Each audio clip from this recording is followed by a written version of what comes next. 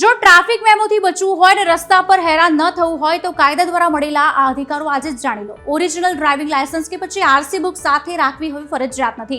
જો તમારા ફોનમાં ડિજીલોકર કે પછી એમ પરિવહન એપમાં દસ્તાવેજો છે તો તે 100% કાયદેસર છે. પોલીસ તમારો મેમો ફાડી શકે નહીં. ચાલુ ગાડીએ કોઈ પણ પોલીસ કર્મી બળજબરીથી તમારી ગાડીની ચાવી પણ ખેંચી શકે નહીં કે તમારા વાહનના ટાયરમાંથી હવા પણ નથી કાઢી શકતા. સામાન્ય રીતે કોન્સ્ટેબલ માત્ર તમારું વાહન રોકી શકે. ₹100 થી વધુનો દંડ વસૂલવાનો અધિકાર માત્ર એએસઆઈ કે તેનાથી ઉપરના હોદ્દાના અધિકારીઓને જ છે.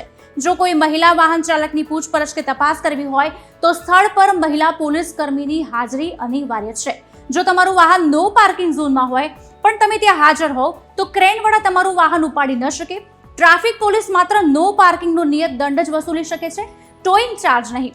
જો તમને લાગે કે તમારો મેમો ખોટો ફાટ્યો છે તો સ્પોટ પર દંડ ભરવાને બદલે કોર્ટ ચલણ પસંદ કરો.